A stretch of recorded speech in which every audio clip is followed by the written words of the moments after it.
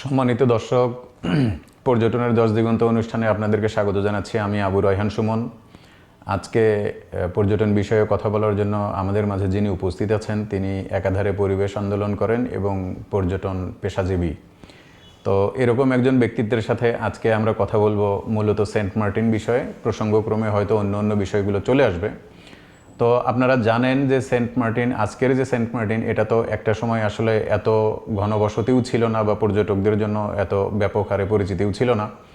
এটা মূলত নারিকেল জিঞ্জিরা দ্বীপ ছিল প্রথমে, সেখান থেকে আজকে সেন্ট মার্টিন কিভাবে রূপান্তরিত হলো আমরা সেটা শুনবো। এবং পর্যটনের যে ভূমিকা সেন্ট মার্টিনের স্থানীয় অর্থনীতিতে আমরা সেই বিষয়ে একটু কথা বলবো। ওখানে যারা সেন্ট মার্টিনের যারা স্থানীয় বাসিন্দা আছেন তাদের সংখ্যাও এখন আসলে ব্যাপক হারে বৃদ্ধি পেয়েছে। তো ওই সংখ্যাটাও আসলে সেন্ট মার্টিনের স্থানীয় পরিবেশের উপরে কোনো প্রভাব পড়ছে কিনা আমরা এই সমস্ত বিষয়গুলো নিয়ে কথা বলবো। তো আমি আর কথা না বাড়িয়ে আমার অতিথির সাথে আপনাদেরকে পরিচিত করে দিচ্ছি। উনি জনাব মাসুদুল হাসান জাইদি। জাইদি ভাই, আপনাকে আমাদের মাঝে স্বাগতম। ধন্যবাদ। আসসালামু আলাইকুম দর্শকদেরকে। আচ্ছা, তো আমরা তো জানি আপনি একাধারে পরিবেশ আন্দোলন করেন আবার পর্যটনও করেন। তো প্রথম কথা হলো যে দুইটা পরিচয়ের ভিতরে কোনটাতে আপনি স্বাচ্ছন্দ্য বোধ করেন? পেশাগত দিক থেকে আমি হলো গিয়ে পর্যটনের সাথে জড়িত। আমি ট্রাভেলার্স হাবের লিমিটেডের সিইও হিসাবে আছি আপাতত। আর সামাজিক কর্মকাণ্ডের দিক থেকে আমি পরিবেশ আন্দোলনের সাথেও জড়িত। আমি পবার সদস্য পরিবেশ আন্দোলন এবং নদী পরিব্রাজক দলের সাথেও জড়িত। কোনটায় কমফোর্ট ফিল করেন, কোন পরিচয়ে? আমি দোনোটাতেই কমফোর্ট ফিল করি। আমার ট্যুরিজম আমার প্যাশন, সেই কারণে এখান থেকে প্রফেশনে আসা এবং সামাজিক দায়বদ্ধতা থেকে আমি পরিবেশের আন্দোলনের সাথে জড়িত এবং আমি ওইটাকেও এনজয় করি। আচ্ছা, আপনাকে ধন্যবাদ। তো আমি যতদূর জানি আপনি 2000 সালের আগে থেকে সেন্ট মার্টিনে যান। আপনারা অনেক সময় ঘুরি উৎসব এরকম করেছেন। আমি প্রথম সেন্ট মার্টিনে যাই 96-এ, 1996-এ। আচ্ছা। এবং সেই সময় কিন্তু সেন্ট মার্টিন আজকে সেন্ট মার্টিনের মতো ছিল না। যখন ফার্স্ট সেন্ট মার্টিনে যাই, আমার মনে আছে আমি ব্রিক এস্টাবলিশমেন্ট শুধুমাত্র তাদের শেল্টার হোমটাই, শেল্টার যেই এটা ছিল স্টেশন, ঝড়ের সময় যেখানে শেল্টার নেই ওইটাই ছিল। বাকি সবই ছিল হলো গিয়ে ওই টিনের এবং কুড়ে ঘরটাই, মানে খড়ের ঘর কুড়ে ঘর, এইটাই ছিল 96-তে। তার পরবর্তীতে আসলে সেন্ট মার্টিন পরিচিতি পাওয়ার, মানে আমি আমার কাছে পরিচিতি পাই, আমি অ্যাস্ট্রোনমিক্যাল অ্যাসোসিয়েশনের সাথেও জড়িত। বর্তমানে আমি ঢাকা যেই ইউনিট ওইটার প্রেসিডেন্ট হিসেবে আছি। অ্যাস্ট্রোনমিক্যাল অ্যাসোসিয়েশন 2000 সালে সূর্য উৎসব করে সেন্ট মার্টিনে। মিলেনিয়াম যে আমাদের একটাই ছিল যে মিলেনিয়াম, আচ্ছা, তার মানে শতাব্দীর প্রথম সূর্যোদয়। ওয়াও, বিরাট ব্যাপার। সেন্ট মার্টিন থেকে দেখি, ছেড়াদ্বীপ থেকে, কারণ বাংলাদেশের থেকে সেখান থেকেই প্রথম সূর্যটা দেখা যায়। আচ্ছা, মানে বাংলাদেশ ভূখণ্ডের প্রথম সূর্যটা ছেড়াদ্বীপ থেকে দেখা যায়। ওয়াও। তো ওই মিলেনিয়ামটা আমরা সেলিব্রেশনের জন্য আমরা সেন্ট মার্টিনে যাই। তো সেই সময় কিন্তু সেন্ট মার্টিনে জাহাজ টাহাজ কিছু যেত না, সেখানে যেতে হতো টেকনাফ থেকে আপনার ট্রলারে করে। ট্রলারও ভিড়ত না তীরে, বড় ট্রলার থেকে ছোট নৌকায় করে তীরে আসতে হতো। তীরে মানে সেন্ট মার্টিনের তীরে? হ্যাঁ, ওকে। অর্থাৎ বড় ট্রলার একটা পর্যন্ত আসতো, যেরকম এখন আমরা ছেড়া দিবে যেভাবে যাই, বড় ট্রলার দিয়ে আমরা একটা পর্যন্ত যাই, ওখানে ছোট্ট একটা নৌকায় উঠে ছেড়ে দিবে। সেন্ট মার্টিনটা ঠিক একইভাবে আসতে হতো। সেই সময় কোনো জেটি ছিল না, কিছু ছিল না। 96-এর পরে 2000-এ গেল আপনার সূর্য উৎসব। এরপরে আমি আরেকবার 2001-এ যাই, আপনার ওখানে তখন থাকি রাতে বেলা। তখন তো থাকার কোনো ছিল না, আমি মাস্টারের নাম ভুলে গেছি। ওই মাস্টারের বাড়িতেই লোকজন গেলে থাকতো, মানে সেন্ট মার্টিন দ্বীপের একজন মাস্টারের বাড়িতে গিয়ে লোকজন ছিল। হ্যাঁ, তার বাড়িতেই আমরা থাকতাম, ছিলাম আর কি। আমরা 7-8 জন গেছিলাম। তার ঢালাও বিছানা, ওরকম আহামরি কোনো ফ্যাসিলিটিস তো সেই সময় নাই, ছিলই না। হ্যাঁ, এবং সেই সময়ে বিশেষ করবেন না, আমি যে সেন্ট মার্টিন দেখছি, বীজগুলো ছিল গোলাপি এবং বেগুনি রঙের। আচ্ছা, তখন যেহেতু পর্যটক এত গণহারে যেত না। মানুষের নেই এবং দ্বীপের লোক সংখ্যা অনেক কম ছিল। দ্বীপের মানে ওই যে জায়গায় নৌকা ভিড়ত ওই জায়গাটা বাদ দিলে, কারণ ওরা ব্যবসায়ী ইসের জন্য তো যাতায়াত টেকনাফের সাথে মূল ভূখণ্ডের সাথে যাতায়াত ছিল, ওই জায়গাটা বাদ দিলে অন্যান্য যে বীজগুলো ছিল গোলাপি বেগুনি রঙের বীজ ছিল, মানে শামুক এবং প্রলেপ, হ্যাঁ, দূর থেকে ওটা এই কালার চিকচিক করতো না, রোদ করতো এবং এই কালারফুল একটা দ্বীপ ছিল। এখন তো এটা চোখে পড়ে না। তো এরপরে 2003 থেকে ছবিরহাট, আমাদের যে ছবিরহাট ছিল চারুকলার শিল্পীদের যে আড্ডা, ওরা শুরু করলো হলো কি ঘুড়ি উৎসব। আচ্ছা, সেন্ট মার্টিনে তখন আমাদের এক সিনিয়র ভাই তার একটা রিসোর্ট সে তৈরি করলো সেখানে। কোথায়? সেন্ট মার্টিনে। সেন্ট মার্টিনে 2003-এ। ওকে, সীমানা পেরিয়ে। আচ্ছা, ঠিক আছে, সেইটাকে কেন্দ্র করে ঘুড়ি উৎসব আমরা এগুলো কেন করলাম, কারণ হলো কি এটা হলো কি মূল ভূখণ্ড থেকে বিচ্ছিন্ন। আমরা ওই যে এর আগে দুই একবার যে গেলাম, আমরা দেখলাম যে ওই জায়গার বাচ্চারা আমাদের মেইনল্যান্ডের কালচারাল সম্পর্কে কিছুই জানে না। তো তাদেরকে একটা কালচারাল টাচ দেওয়ার জন্য আমাদের শিল্পীরা গেল, তারা সেখানে ঘুড়ি বানাতো, তারা ওয়ার্কশপ করতো, এখানকার বাচ্চাদেরকে সাথে নিয়ে, হ্যাঁ, তাদের পার্টিসিপেশনে আমরা ফাইনালি একটা উৎসব করতাম, ঘুড়ি উৎসব। 2003 সালে 2003 থেকে আমরা এটা 9 পর্যন্ত অলমোস্ট কন্টিনিউ করলাম। এরপরে গভর্নমেন্টের একটা প্রজ্ঞাপনের কারণে এটা সেন্ট মার্টিনে বন্ধ হয়ে গেল। গভর্নমেন্ট বললো যে এটা পরিবেশের জন্য নাকি হুমকি। আচ্ছা, আচ্ছা, ঠিক আছে, ফাইন। যদিও আমাদের ঘুড়ি উৎসবের চেয়ে অনেক বেশি পর্যটক এমনিতেই যায়। আচ্ছা, ঘুড়ি উৎসবের জন্য হুমকি মানে সরকার কখন পরিবেশের জন্য হুমকি বললো? এটা 9 এর দিকে, 2009 সালে। তখন ওটা বন্ধ হয়ে গেল। বাট এই পর্যন্ত আমরা তো যেই ব্যাপারটা হলো যে এই যে সূর্য উৎসব, ঘুড়ি উৎসব, এর মধ্যে 2007-এ হলো হুমায়ুন আহমেদের দারুচিনি দ্বীপের মুভিটা ওইখানে হলো। আচ্ছা, কিন্তু হুমায়ুন আহমেদের একটা ওখানে যে ওই সমুদ্র বিলাস আছে, এটা কি ওই সময়? এটা তো 96 এর আগে তৈরি করা। আমি তো এখন 96-এ ফার্স্ট গেলাম, সেই সময় বাড়ি ছিল, কারণ হুমায়ুন আহমেদের ভাগ্নি আমার ক্লাসমেট ছিল, তো মামার বাড়ি আমরা মামার বাড়িতে ঘুরতে গেছি। আচ্ছা, 96-এ তো তার আগেই ছিল। তো হুমায়ুন আহমেদের লেখার মাধ্যমে আমার মনে হয় যে প্রথম বাঙালিরা এরকম একটা দ্বীপের সম্পর্কে একটু জানতে পারলো। এবং 96-এ তো সেন্ট মার্টিনে যাওয়া অনেক টাফ ছিল। 96-এর থেকে আপনার 2003-04 পর্যন্ত সেন্ট মার্টিনে ট্রলারে যেতে হতো, এবং এখানে তখন শুধুমাত্র যারা একটু অ্যাডভেঞ্চার প্রিয়, যারা সেই হওয়ার কথা, এই ধরনের পর্যটকরাই যেত এখানে। এই যে এখন যেরকম বারোয়ারি সেই সময়টা তৈরি হয়নি। মানে গণপর্যটন শুরু হলো বোধহয় 2006-07 পর থেকে নাকি? না, আরো পরে। আমার আপনার জেটি ফার্স্ট তো জেটি ছিল না, যখন পর্যটকের একটু আনাগোনা শুরু হলো তখন কাঠের জেটি হলো। কাঠের জেটি হওয়ার পরে হলো গিয়ে শিপ চলা আরম্ভ করলো। শিপ বোধহয় 5-6-এর দিকে শুরু হয়েছে। আচ্ছা আচ্ছা, আমি এক্স্যাক্ট আমি ইয়ারটা বলতে পারবো না, ওই কাছাকাছি হবে, 5-6-এর দিকে শিপ চলা শুরু। এরপর প্রথমে তো কেয়ারি, তারপরে কুতুবদিয়া, এরপর আরো বেশ কিছু শিপ চলছে, শেষ পর্যন্ত বোধহয় 7-8টা শিপ চলতো। এবং তখন তো যখন আপনার পর্যটকের ঢল নামা শুরু করলো, আমার মনে হয় পর্যটকের ঢল নামাটা শুরু করলো বোধহয় 12-13 পরের থেকে, 2012 বা 13 সালের পরে থেকে ঢল আস্তে আস্তে আরো বাড়লো। আচ্ছা আচ্ছা, তো এখন হচ্ছে যে সাম্প্রতিক সময়ে সরকার একটা সেন্ট মার্টিন দ্বীপের জন্য পর্যটকের একটা নির্দিষ্ট সংখ্যা করে দিয়েছেন 2000। তো এই 2000 সংখ্যাটা মানে সংখ্যা হিসেবে 2000 কি সেন্ট মার্টিনের জন্য ঠিক আছে, নাকি এটা অন্যরকম হতে পারতো? যেটা হলো যে যেহেতু আমি পরিবেশের সাথেও কাজ করি, পর্যটন নিয়েও কাজ করি, এই বর্তমান যেই এটা গভর্নমেন্ট দিল উপদেষ্টারা, এটা নিয়ে কিন্তু বিগত সরকারের আমল থেকেই কথা হচ্ছে। আপনার 17-18 থেকেই সরকার সেন্ট মার্টিন নিয়ে বিভিন্ন দিচ্ছিল, হ্যাঁ, মানে সংখ্যা সীমিত করা হবে সংখ্যা এরকম সীমিত একটা করো, ইয়ে ছিল।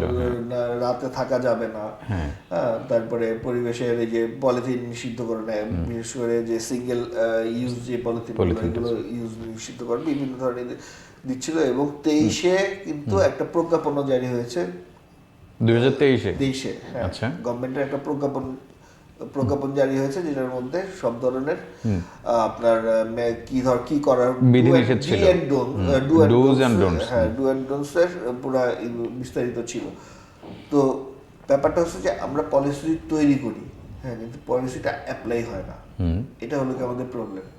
এবং এই প্রবলেমটা থেকে কি হয় যে আমাদের সিস্টেমের প্রতি ওরকম বিশ্বাস থাকে না, আমরাও মনে করি যে এটা না মানলেও চলে। হ্যাঁ, মানে যেহেতু নিয়ম ভাঙাটা সহজ, কিছু হয় না। আমরা খুব তাড়াতাড়ি যেহেতু ম্যানিপুলেট করতে পারি, সিস্টেম ম্যানিপুলেট হয় এবং সাবডেম সিস্টেম আমাদেরকেও ম্যানিপুলেট করে। আচ্ছা আচ্ছা, সিস্টেম এমন ভাবেই তৈরি করে যে আচ্ছা তুমি তাহলে আমাকে সুবিধা দাও, তোমাকে আমি ছাড় দিব। আচ্ছা আচ্ছা আচ্ছা, তো আমাদের কিছু কিছু আইন কিন্তু এরকমও। হ্যাঁ হ্যাঁ হ্যাঁ, খুবই একটা হাস্যকর আইন আমি আপনাকে বলি। এই প্রাইভেট যেই কারে যদি সিট বেল্ট নাই হয় তাদেরকে ফাইন করা হয়, জরিমানা করার একটা ব্যবস্থা আছে। অথচ প্রাইভেট কার বাদ দিয়ে এই যে বাস ট্রাক যারা, কারো কিন্তু সিট বেল্ট নাই, তাই না?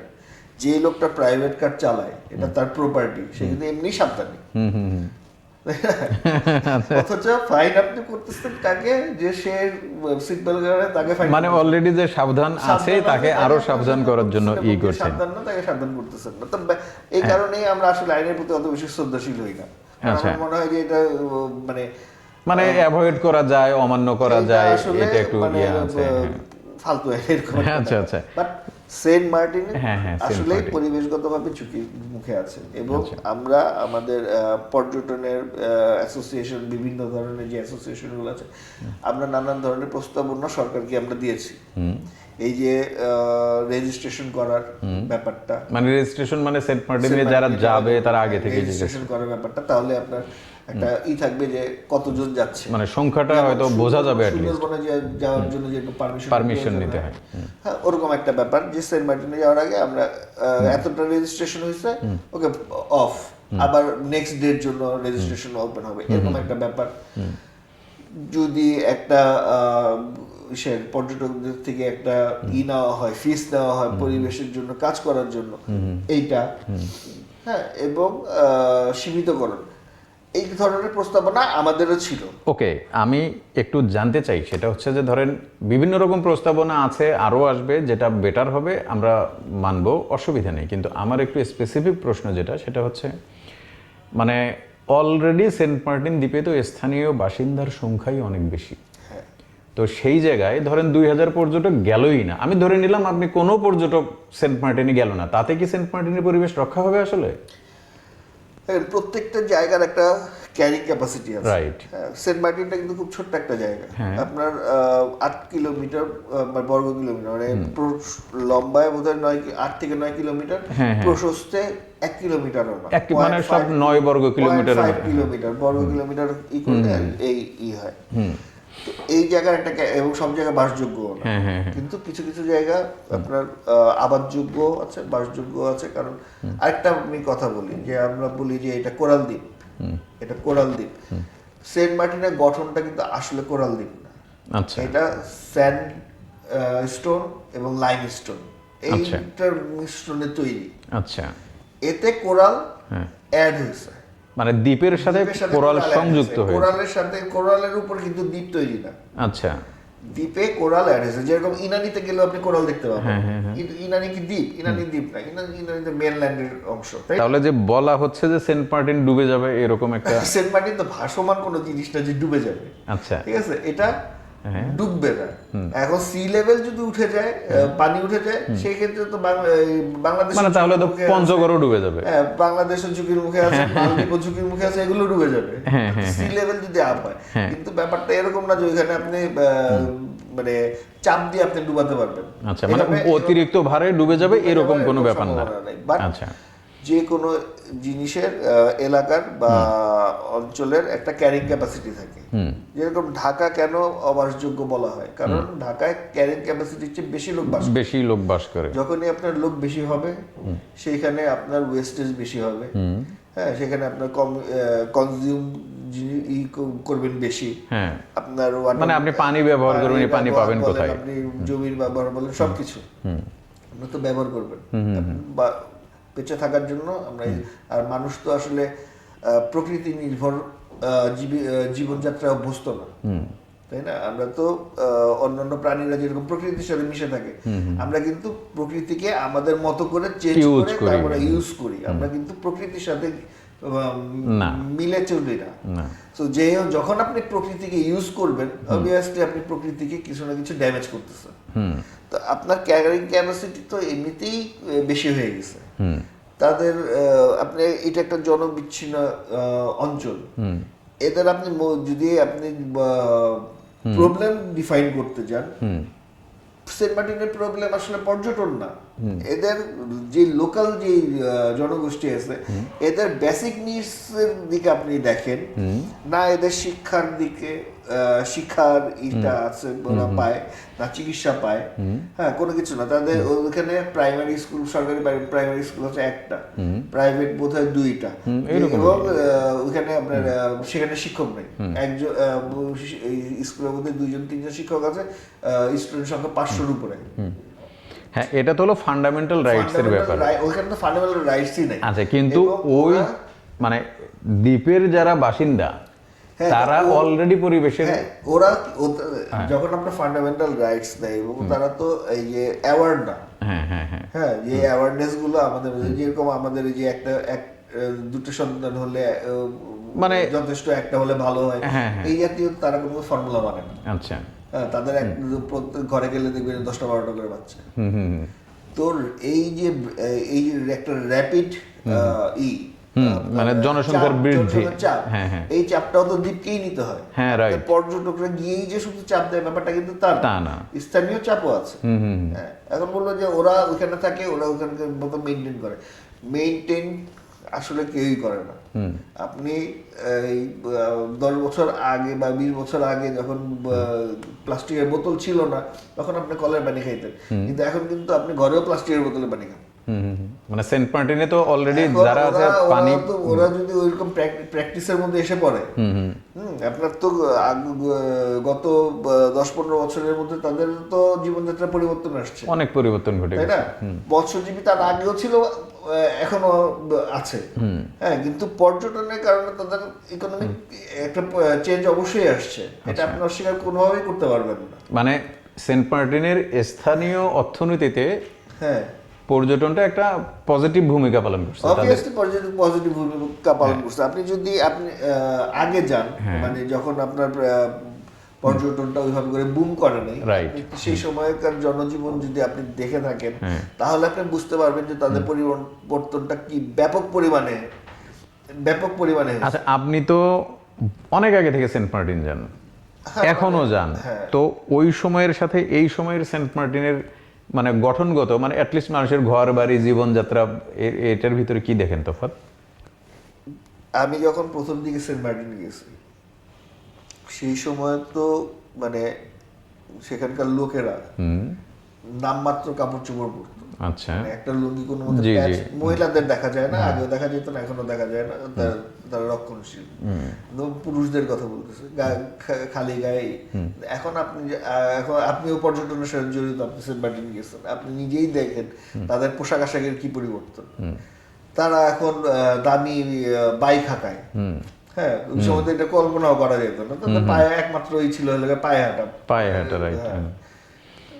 তো এই পরিবর্তনগুলো কি মানে শুধুমাত্র মাছ বিক্রি করে হয়েছে? অবশ্যই না। আপনার যে টুরিস্ট সিজনে যে পরিমাণ প্রোডাক্ট কনজিউম হয়,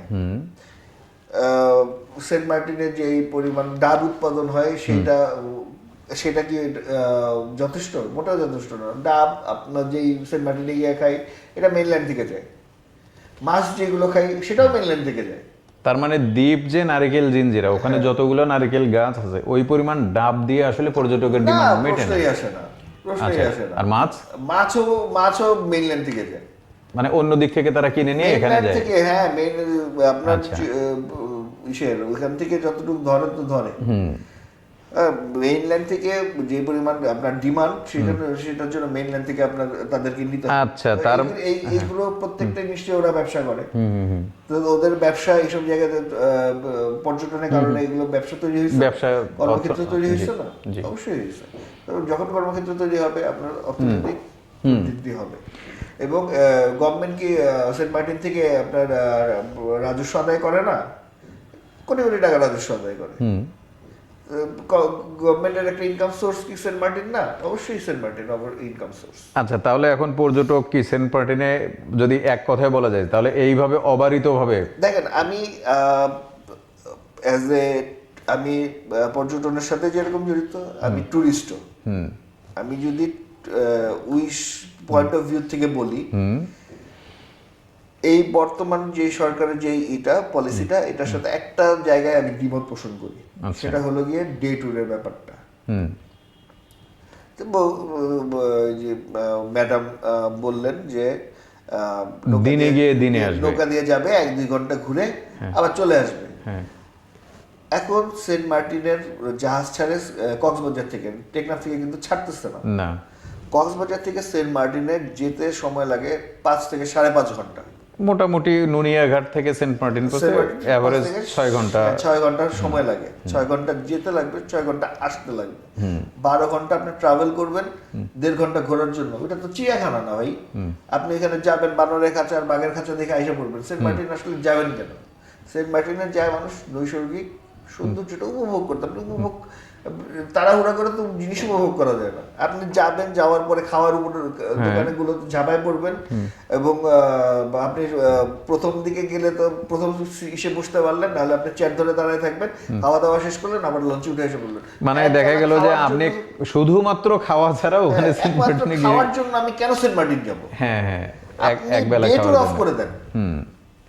আপনি ডে ট্যুর অফ করে দেন, যেখানে 5-7 হাজার লোক যে, এখন তো 5-7 হাজার যাওয়ার সম্ভাবনা নাই, কারণ আপনার জাহাজ যায় 2টা, আপনার জাহাজের ক্যাপাসিটির বাইরে তো আপনি যেতে পারবেন না।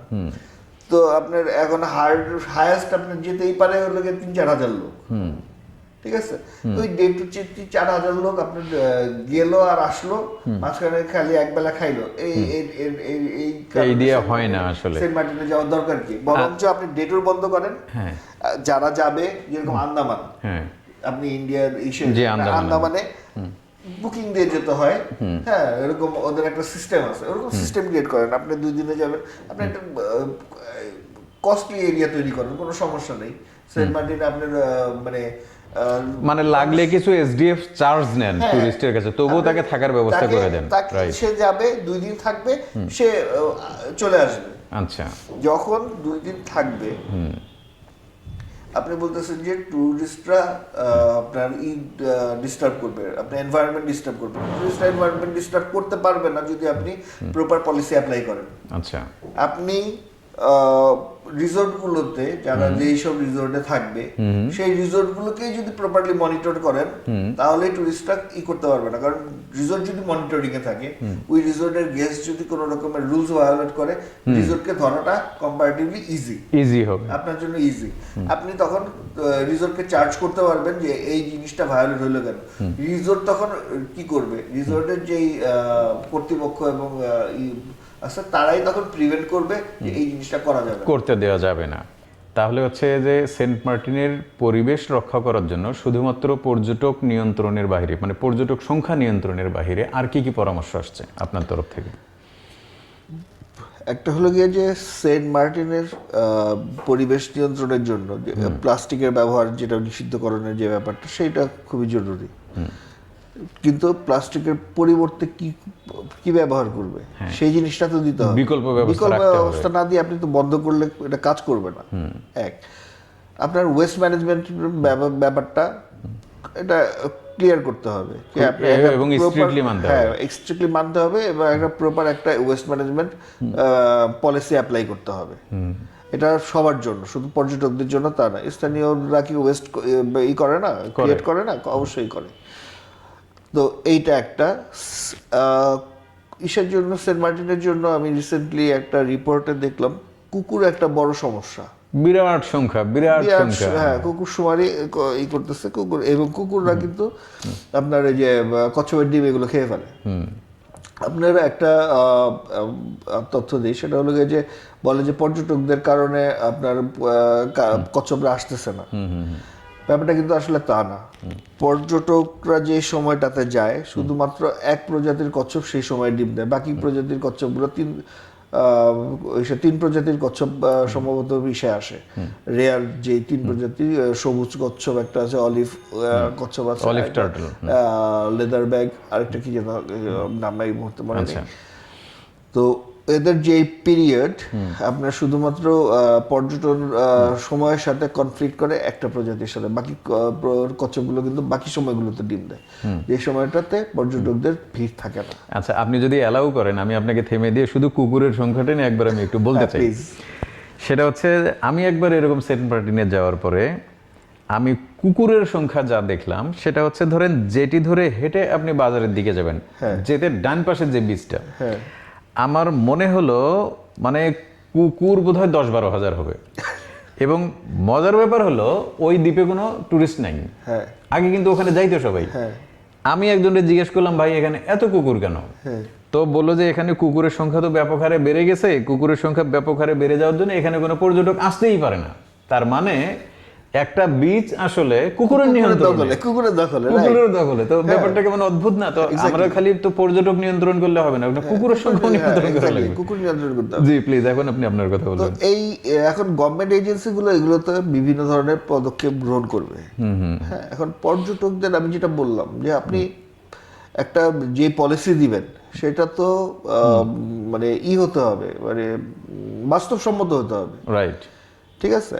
আপনার পর্যটক কেন যায় সেই জিনিসটাও তো মাথায় রাখতে হবে। আপনার ওই যেটা বললাম ডে টু ডে ব্যাপারটা, 1 ঘন্টা 1.5 ঘন্টার জন্য সেন্ট মার্টিনে যাওয়ার কোনো মানে নেই, তাহলে আপনি বন্ধ করে দেন।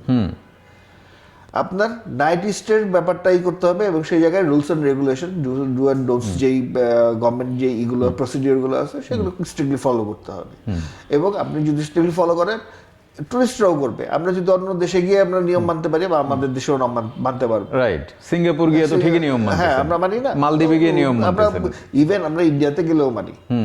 আপনার ইন্ডিয়াতে অনেক জায়গায় আপনি চাইলে স্মোকিং করতে পারবেন, আমরা ওই জায়গায় কিন্তু মেইনটেইন করি। হ্যাঁ, এটা হলো যে সিকিম এরিয়াতে কিন্তু আমি এরকম দেখেছি যে সিঙ্গেল ইউজ প্লাস্টিক যেগুলো ওগুলো নিতে দেন ওরা, শক্ত হয়ে যায়। আপনি সিকিমে ঢুকতে যাবেন, আপনার ওইখানে চেকপোস্টেই সবকিছু রেখে দেয়। তো আপনি ওই পলিসিগুলো অ্যাপ্লাই করবেন, এখানে করেন। আপনার ওয়েস্ট ম্যানেজমেন্ট করেন, আপনার যে ওয়েস্টগুলো অলরেডি ক্রিয়েট হয়েছে এগুলো পরিষ্কারের ব্যবস্থা করেন। আপনার 8 মাস আপনার দ্বীপ পড়ে থাকে, আপনার বিভিন্ন এজেন্সি আছে, বিভিন্ন এনজিও আছে, এদেরকে কাজে লাগান, সহযোগিতা নিয়ে আপনি একটু করে ফেলেন। এটা খুব নট বিগ ডিল। আপনার মানে এটা নিয়ে এত হাহুতাশ করার মতো কোনো ব্যাপার নেই। এর চেয়ে অনেক বেশি রিস্কি মানে পরিবেশগতভাবে চ্যালেঞ্জ এরিয়া বাংলাদেশে আছে, তাই না? তার মানে এখানে আসলে কথা কম বলে কাজ বেশি করার সুযোগ আছে। এক্স্যাক্টলি। ওকে, এখন হচ্ছে আমি যেহেতু আপনি পরিবেশ পর্যটন দুটো নিয়েই দেখেন, আমার একটা আপনার কাছে মানে এটা শেষ এবং আমার ধারণা এটা খুব গুরুত্বপূর্ণ প্রশ্ন। সবেধন নীলমণি সেন্ট মার্টিন, হ্যাঁ, কিন্তু এর বিকল্প কোনো দ্বীপ কি দেখেন আপনি বাংলাদেশে, যেখানে আমরা পর্যটনটা ডেভেলপ করতে পারি আসলে, এবং ভালো সার্ভিস, ভালো নিয়ম? এটা একটা ভালো কোশ্চেন। দেখেন আমাদের কিন্তু হ্যাঁ এরকম কোরাল আইল্যান্ড আমাদের আর নাই, যেখানে আপনারই, বাট আমাদের কিন্তু আইল্যান্ডের অভাব নেই। রাইট, আমাদের কিন্তু প্রচুর আইল্যান্ড আছে। আপনার এই যে চরকুকরিমুকরি, তারপরে আপনার এখানে সন্দ্বীপের ওই সাইডে আছে, হ্যাঁ, তারপরে নিঝুম দ্বীপ, এরকম হাতিয়া, তারপরে নিঝুম দ্বীপ কিন্তু একটা সময় খুব আলোচনা ছিল, কেন জানি পর্যটন ডেভেলপ করলো না। হ্যাঁ, এই জায়গাগুলো যদি পর্যটকদের যাওয়ার যোগাযোগ ব্যবস্থা এবং এখানে থাকা ফ্যাসিলিটিস গুলো বাড়ানো যায়, আপনি ক্রাউড মুভ করতে পারেন। এক জায়গায় মানুষ তখন আর সব সময় যাবে না, যে একবার সেন্ট মার্টিন গেছে সে বারবার সেন্ট মার্টিন যাবে, সে তখন অন্য নিঝুম দ্বীপে যাবে। আমাদের সমস্যাটা দেখেন, সরি, এই ইভেন লাস্ট কয়েক মাসের যদি আপনি করেন, আমরা এখন ইন্ডিয়া যেতে পারি না, ইন্ডিয়া বন্ধ, আমরা দুবাই যেতে পারতেছি না, রাইট, ভিসা বন্ধ, থাইল্যান্ড কঠিন হয়ে গেছে, ভিসা দিবে কি দিবে না, পাবো কি পাবো না তার ঠিক নেই। একটা ইস্যুর মধ্যে আপনার আমাদের পাহাড়গুলো বন্ধ ছিল রিসেন্টলি, যদিও ওপেন হয়েছে, বাট মানুষের মধ্যে আতঙ্ক, শঙ্কা তো কাটে নাই। হ্যাঁ, শঙ্কা মানুষের মধ্যে আতঙ্ক বিরাজ করে। একমাত্র কক্সবাজার এবং সুন্দরবন ছাড়া আমাদের যাওয়ার জায়গাটা কোথায়? নাই, আমরা কই যাব? যে কুয়াকাটা আছে, কুয়াকাটায় কি আসলে ওইভাবে করে আমরা মানে তৈরি করতে, অ্যাট্রাকশনটা তৈরি করতে পারেনি, অ্যাট্রাকশনটা তৈরি হয়নি, কিন্তু এখানে কিছু রিসোর্ট হয়েছে, কিন্তু ওরা ব্যবসা করতে পারতেছে না, ওরা ইসের মধ্যে আছে, লসে আছে। হ্যাঁ, ওইখানে ট্যুরিজম জোন করার পরিকল্পনা করছে, পরবর্তীতে যারা ইনভেস্টর তারা সাহস করতে পারেনি, তাই না? মানে বিনিয়োগ ঝুঁকির ভিতরে পড়ে যাবে। কিন্তু গভর্নমেন্টের পক্ষে ঝুঁকি নেওয়া সম্ভব, প্রাইভেট যারা প্রাইভেট ইনভেস্টর যারা তারা তো অতটা ঝুঁকি নেবে না অ্যাকচুয়ালি। সেন্ট মার্টিনের আপনি দেখবেন যে যারা ইনভেস্টর, এরা কোনো বড় ইনভেস্টর না, এরা ছোট ছোট ক্ষুদ্র ব্যবসায়ী। এদের একটা ভেঞ্চার যদি বসে পড়ে, এদের মানে হলো গিয়ে তাদের ক্যারিয়ার শেষ, তাদের লাইফের একটা বড় পুঁজি নিয়ে তারা ওই জায়গাটায় ব্যবসা করতে গেছে। তো আপনি ব্যবসায়ীদেরকে যদি আপনার ইনভেস্টমেন্টের সিকিউরিটি না দেন, তাহলে আমরা ব্যবসায়ী তৈরি হবে কিভাবে? মানে রিটার্ন অন ইনভেস্টমেন্ট এই ঝুঁকির কারণে কি অন্য দিক বা অন্য জায়গায় ডেভেলপ করছে না এটা। হ্যাঁ, আপনার সুযোগ সুবিধা যদি না থাকে, আপনার লোক যদি না যায়, আমি গিয়ে আমরা ইনভেস্ট করলাম, একটা বড় একটা অঙ্ক ইনভেস্ট করলাম, একটা রিসোর্ট করতে তো কম খরচ, অনেক টাকা, হ্যাঁ করলাম, আপনার গেল না, আপনার কিন্তু তৈরি হতে থাকবে, কস্ট জেনারেট করতে থাকবে, আমার মেইনটেনেন্স কস্ট আছে, আমার এমপ্লয়মেন্টের আছে, ওভারহেড কস্ট আছে, এগুলো কিন্তু তৈরি হতে থাকবে। তাহলে আমার যদি ইনকাম জেনারেট না হয়, আমার ওইগুলো আমি কভার করবো কিভাবে? তারপরে না প্রফিটের গল্প তো অনেক পরে গিয়ে, তাই না? তো এই ব্যাপার, এই যে ব্যাপারগুলো, সো সেন্ট মার্টিনের একবারে হুট করে বন্ধ না করে দিয়ে, যারা ইনভেস্ট যারা করছে তাদের ব্যাপারটাও একটু হিসাব নজরে রাখতে হবে, এটা করতে হবে। প্লাস আপনি ফার্দারই করেন যে অন্যান্য ডেস্টিনেশন আমরা কিভাবে তৈরি করতে পারি। আপনার এই এখন বন্ধ করে 5 দিনের মধ্যে আপনি সেন্ট মার্টিন রিকভার করার খুব একটা যে জরুরি কিছু হয়ে গেছে ব্যাপারটা তাও না। হ্যাঁ, আবার আপনার 5 বছর পরেও যদি আপনি অ্যাটেম্প নেন একদম ধ্বংস হয়ে যাবে ব্যাপারটা তাও না। বাট আপনার এখন থেকে একটা কন্টিনিউয়াস একটা যে আমি 5 বছরের মধ্যে এই জায়গাটায় গিয়ে ওই জায়গাটাকে এইভাবে করে রিকভার করব, আবার ওই জায়গায় এই যে জিনিসটাকে ততদিনে আমি ওই জায়গায় শিফট করে নিব, তাহলে কিন্তু কারো উপরেই প্রেশারটা তৈরি হয় না, না পরিবেশের উপরে, না পর্যটনের উপরে, না স্টেক হোল্ডারদের উপরে। তো ধন্যবাদ জাইদি ভাই, আপনি অনেক মূল্যবান সময় দিলেন, আপনার কথাগুলো আমার খুবই ভালো লাগলো, খুবই গঠনমূলক কথাবার্তা। তো আশা করি সামনে আরো অন্য পর্বে আপনাকে আমরা আমন্ত্রণ জানাবো, আপনি তখন আমাদেরকে সময় দিবেন ইনশাআল্লাহ। আপনাকেও ধন্যবাদ আমাকে ডাকার জন্য, এবং দর্শকদেরকেও ধন্যবাদ। প্রিয় দর্শক, আপনারা জাইদি ভাইয়ের কথা শুনলেন। জাইদি ভাই যেহেতু একাধারে পরিবেশবাদী এবং পর্যটনবাদী, ফলে ওনার কথাগুলো আসলে মানে অন্য অনেকের তুলনায় হয়তো বেশি গুরুত্বপূর্ণ। এখন আমরা যে সেন্ট মার্টিনে যেতে চাই, পর্যটক সেখানে যেতে চায়, এবং পর্যটককে যে নিয়ন্ত্রণ করা হচ্ছে, আসলে কোনো ভালো বিকল্প তো নাই। এখন আমাদের সবার আগে দরকার সেন্ট মার্টিনের পরিবেশ রক্ষা করার পাশাপাশি একটা ভালো বিকল্প তৈরি করা।